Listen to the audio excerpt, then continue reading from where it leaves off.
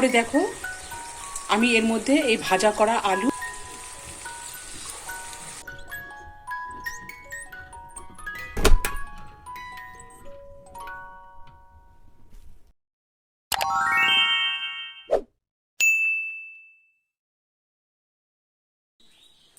নমস্কার বন্ধুরা, তোমাদের সবাইকে স্বাগত মিনা কিচেন ব্লগ। আমি মিনা। আশা করছি তোমরা সবাই ভালো আছো, আমিও ভালো আছি। তোমাদের জন্য আজকে আর একটা নতুন ভিডিও নিয়ে এসেছি। সেটা হচ্ছে, জানোই তোমরা, সেটা হচ্ছে খাওয়ার রেসিপি। মিনা কিচেন ব্লগ মানে খাওয়ার রেসিপি। তো বন্ধুরা, এটা তো শীতকালে আমরা অনেক ধরনের ভালো ভালো সবজি পাই। তো আজকে তোমাদের জন্য নিয়ে এসেছি একটা সবজির রেসিপি। সেটা হচ্ছে, তোমরা দেখতে পারবে, পালং শাক, ফুলকপি, আলু, মটরশুঁটি দিয়ে একটা সুন্দর তোমাদের জন্য নিয়ে এসেছি দারুণ রেসিপি, যেটা তোমরা গরম গরম ভাতের সাথে খেতে পারবে। তাহলে চলো বন্ধুরা, আমি এই রেসিপিটা কিভাবে করছি। এটা কিন্তু সম্পূর্ণ একদম নিরামিষ করেছি, খুব ভালো লাগবে খেতে। তোমরা যদি বাড়িতে ট্রাই না করে থাকো তোমরা বুঝতে পারবে না। তাহলে চলো বন্ধুরা, এই রেসিপিটা আমি কিভাবে করছি তোমরা দেখতে থাকো। তো এই দেখো বন্ধুরা, এখানে আছে পালং শাক। আমি ভালো করে ধুয়ে এভাবে কেটে নিয়েছি। এই দেখো, এখানে পালং শাক আছে। আর এখানে দেখো ফুলকপি কেটে নিয়েছি, ফুলকপি আছে। ছোলার ডাল আমি ভিজিয়ে রেখেছিলাম 30 মিনিট পর। দেখো, ছোলার ডালটাও ভিজিয়ে রেখেছি প্রায় 30 মিনিট ধরে। এখানে আছে আলু আমি এই দেখো এইভাবে ছোট ছোট করে পিস করে কেটে নিয়েছি। এছাড়াও আরো বাদ বাকি উপকরণ আছে, সেগুলোকে আমি এখন নিয়ে আসি। আমি রান্না করার সময় আর কি কি দিচ্ছি। এখানে দেখো বন্ধুরা, আমি ছোলার ডালটাকে মিক্সচারে আমি গ্রাইন্ড করে নিব, যেটা আমি ছোলার ডালের বড়া করব। এই দেখো বন্ধুরা, ছোলার ডালটাকেও আমি গ্রাইন্ড করে নিলাম। এখানে কিন্তু আমি সাদা তেল দিয়েছি। সাদা তেলে আমি আগে এগুলোকে ভেজে নিব। আলুগুলোকে হালকা ভেজে আমি তুলে নিচ্ছি। আর এইখানে দেখো ছোলার ডাল বাটাতে আমি লবণ, হলুদ আর লঙ্কা গুঁড়ো দিয়ে মিশিয়ে নিয়েছি। এরপরে আমি এখন এটাকে ছোট ছোট করে বড়া করে নিই।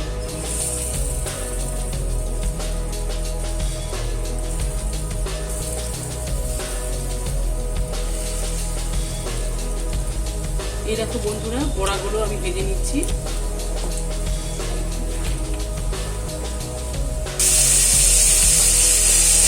আর এইখানে দেখো বন্ধুরা, ফুলকপির পিসগুলোকেও আমি একটু ব্রাউন করে ভেজে নিব।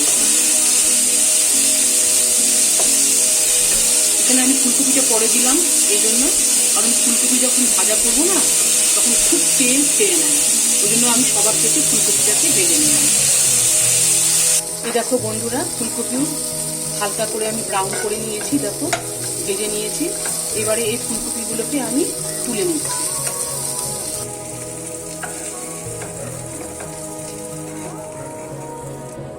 আর এই দেখো বন্ধুরা, এখানে সবকিছু ভাজাগুলো আমি তুলে নিয়েছি। আর এখানে আমি সরষের তেল দিয়েছি।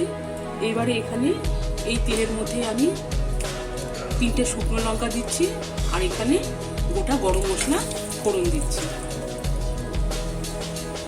শুকনো লঙ্কাগুলো ভাজা হয়ে গেছে। এরপরে আমি এখানে দেখো একটা বড় সাইজের টমেটো পেস্ট করে নিয়েছি।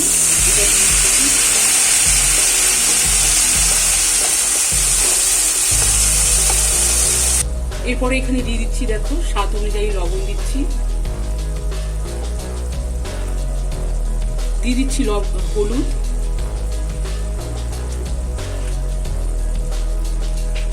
দিয়ে দিচ্ছি ধনে গুঁড়ো, দিয়ে দিচ্ছি লঙ্কার গুঁড়ো, দিয়ে দিচ্ছি আদার পেস্ট। তোমরা যদি চাও জিরে গুঁড়ো দিতে পারো, তো আমি এখানে জিরে গুঁড়ো দিচ্ছি না। এরপরে এখন আমি ভালো করে মশলাগুলোকে কষিয়ে নিব।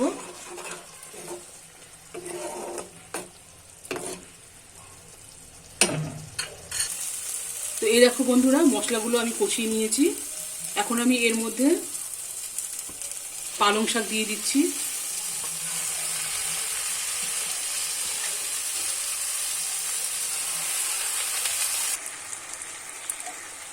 এখানে দেখো পালং শাকটা গলে গেছে।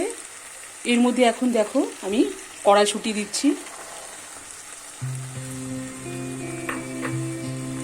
কড়াশুঁটি দিয়েও আমি আর একটু নাড়িয়ে নিচ্ছি। পরে দেখো আমি এর মধ্যে এই ভাজা করা আলু আর ফুলকপি দিয়ে দিচ্ছি।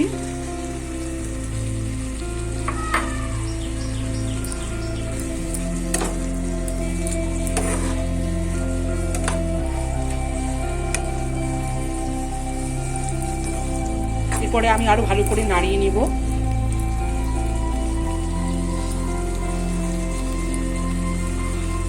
চেরা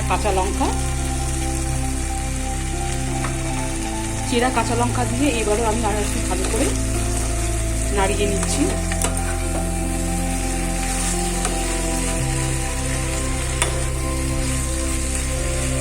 তো বন্ধুরা এগুলো সেদ্ধ হয়ে গেছে। এখন এর মধ্যে আমি এই ছোলার ডালের বড়িগুলো দিয়ে দেব। বড়াগুলো দিয়ে আবারও আমি নেড়ে চেড়ে নিব।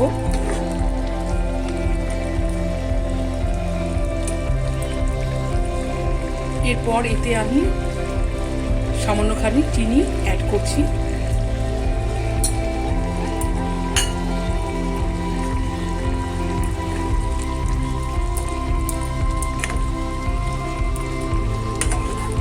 তো বন্ধুরা আমার এই নিরামিষ রেসিপিটি রেডি। এবারে আমি নামানোর আগে এই দেখো ঘি দিয়ে দিচ্ছি।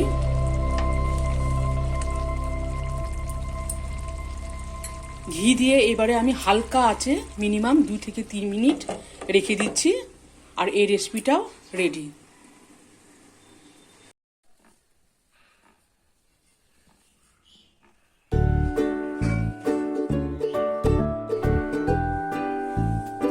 So guys